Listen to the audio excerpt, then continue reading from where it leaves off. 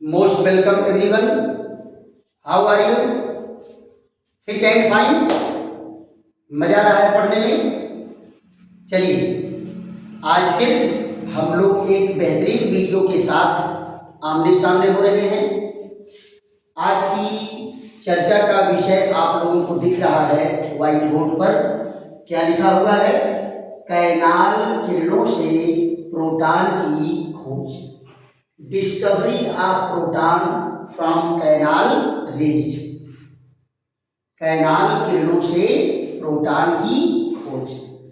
देखो बेटा, पिछले वीडियो में हम लोग जो है कैनाल किरणों की खोज पढ़े थे और उनकी प्रॉपर्टी पढ़े थे, उनके क्या गुणधर्म होते हैं उसके बारे में पढ़े थे। और इन्हीं कैनाल किरणों से प्रोटॉन की खोज हुई है।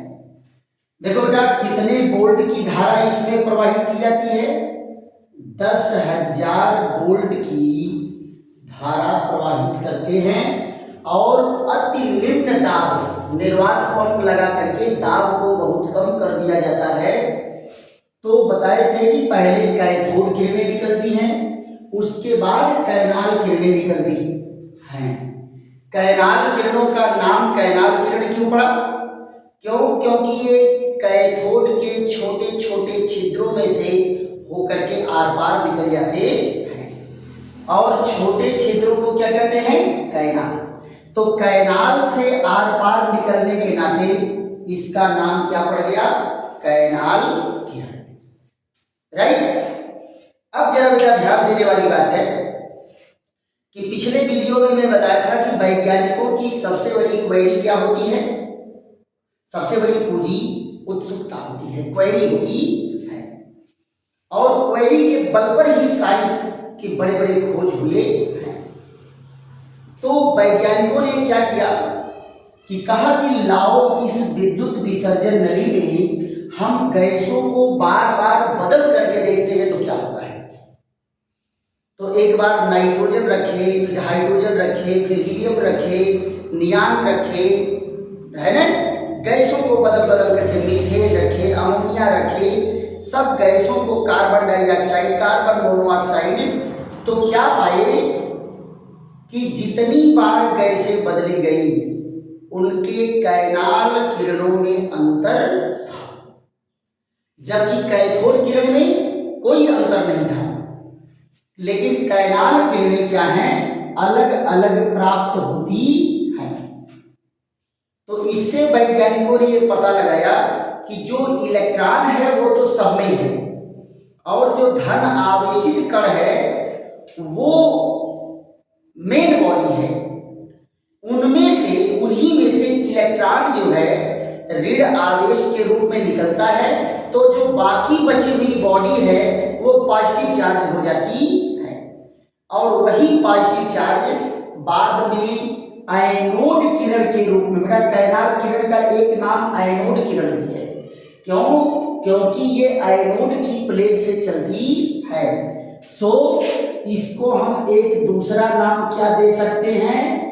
Anode rays. इसको दूसरा नाम क्या दे सकते हैं? Anode rays. देखो बेटा, एक बच्चे का कमेंट आया कि सर ट्रांसलेट टू हिंदी। देखो बेटा, ये विज्ञान है, विज्ञान में जो टर्म्स हैं, जो नाम हैं, वो तो अंग्रेजी में आप भी अभ्यास करो।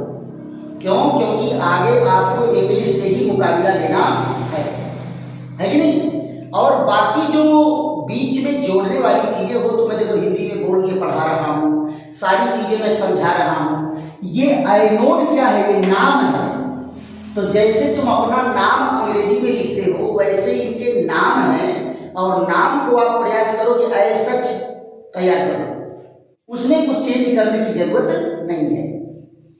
तो नाम में परेशान मत होइए। किसी भी चीज का नाम अगर लिखा जाए, चाहे बायोलॉजी में हो चाहे केमिस्ट्री में हो, तो नाम को आप भी अंग्रेजी में ही लिखने का अभ्यास करें। तो यहां जरा देखो, इसी में वैज्ञानिक कौन थे? गोल्डस्टीन और उनके सहयोगी। कौन थे बेटा? गोल्डस्टीन और सहयोगी। इनके सहायक जो वैज्ञानिक थे ये लोग क्या कहे कि एक काम करते हैं कि सबसे हल्की गैस कौन है? सबसे हल्की गैस होती है हाइड्रोजन का समस्थानिक प्रोटियम। हाइड्रोजन का समस्थानिक प्रोटियम सबसे हल्का है, तो कहे लाओ इन्हीं को इसमें रख करके देखते हैं। तो जब हाइड्रोजन को यहां रख करके देखे तो क्या पाए कि हाइड्रोजन में से इलेक्ट्रॉन निकल गया किस रूप में? कैथोड किरण के रूप में। कैथोड किरण के रूप में निकल गए। अब क्या पाए कि जो ये धन आवेशित कैनाल कण मिला है, ये धन आवेशित कैनाल कण जो मिला है ये क्या है? सबसे हल्का कैनाल कण है। सबसे हल्का कैनाल कण है। क्या मिला कि जो अब तक जो भी कैनाल कण मिले थे सबसे हल्का कैनाल कण ये प्राप्त हुआ। पक्का? अब इस पर क्या था? इकाई धनावेश। इस पर क्या था? इकाई धनावेश था। इकाई धनावेश था। अब जरा ध्यान दो बेटा, इसी सबसे छोटे हल्के कण को रदरफोर्ड क्या नाम दिए? इसी को रदरफोर्ड ने क्या नाम दिया? प्रोटॉन। प्रोटॉन नाम दिया। राइट? जो सबसे हल्का हाइड्रोजन का सबसे हल्का धन आवेशित कण मिला उसको प्रोटॉन नाम कौन दिए? रदरफोर्ड। क्लियर? तो बेटा जब नाम आता है कभी कभी कंपटीशन में प्रश्न में आता है, ऑब्जेक्टिव प्रश्न में, तो क्या आता है कि प्रोटॉन की खोज। प्रोटॉन की खोज कौन किया? प्रोटॉन की खोज कौन किया? अब बहुविकल्प में ऑब्जेक्टिव में ऑप्शन में रदरफोर्ड अवेलेबल नहीं करें। अब लोग रदरफोर्ड के जगह पर कौन है? गोल्डस्टीन है। तो आप पक्का जानो कि इनकी खोज कौन किया है? गोल्डस्टीन ने। प्रोटॉन नाम कौन दिया है? प्रोटॉन नाम दिया। प्रोटॉन नाम कौन दिया? रदरफोर्ड। प्रोटॉन नाम कौन दिया? रदरफोर्ड। एक प्रश्न आया कि प्रोटॉन की खोज कौन किया? तो गोल्डस्टीन गायब है, रदरफोर्ड है। तो देखो बेटा, अगर दोनों में से जो भी है वो सही है। अगर गोल्डस्टीन है, रदरफोर्ड नहीं है, गोल्डस्टीन सही है। अगर मान लो गोल्डस्टीन नहीं है, रदरफोर्ड है, तो रदरफोर्ड सही है। अब आप कहेंगे कि अगर दोनों लोग हैं तो तब प्रश्न को केयरफुल वे में पढ़ना है कि भैया इनको पूछा क्या गया। प्रश्नवा को 2-3 बार पढ़ो कि खोज करने वाले को पूछा गया है कि नामकरण करने वाले को पूछा गया है। अगर खोज करने वाले को पूछा गया तो गोल्डस्टीन है ना, अगर खोजा गया कौन है? गोल्डस्टीन है। और अगर मान लो यहां देखो, अगर खोज करता है तो कौन है? गोल्डस्टीन। और अगर नामकरण करता है तो ये कौन है? रदरफोर्ड है। प्रश्न को तब आपको क्लियर रूप में पढ़ना होगा कि आखिर पूछा किसके बारे में गया है। राइट? तो कैनाल किरणों से इस तरह से जो है प्रोटॉन की खोज हुई। अब हम लोगों की चर्चा का विषय क्या होगा? प्रोटॉन के गुण या लक्षण। तो फट से बेटा इसका स्क्रीनशॉट ले लीजिए। तो स्क्रीनशॉट ले लीजिए और वीडियो रोक करके भी आप आराम से इसको नोट कर सकते हैं।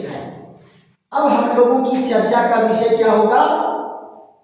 चर्चा का विषय होगा कि प्रोटॉन के क्या गुण हैं, क्या लक्षण हैं। जैसे इलेक्ट्रॉन का गुण और लक्षण हम लोग पढ़े थे, वैसे प्रोटॉन का गुण और लक्षण हम लोग पढ़ेंगे। क्लियर। तो यहां जरा देखिए, आप हम लोगों का क्या है, यहां देखिए प्रोटॉन के गुण या लक्षण, प्रोटॉन के गुण या लक्षण। यहां देखो बेटा, प्रोटॉन के गुण या लक्षण, प्रोटॉन के गुण या लक्षण क्या है, इस पर हमारी आपकी चर्चा चलेगी। आप जरा ध्यान दो, प्रोटॉन के बारे में अगर कहा गया पहला पॉइंट तो क्या कहेंगे, प्रोटॉन सभी तत्वों में पाया जाने वाला, सभी तत्वों में पाया जाने वाला धन आवेशित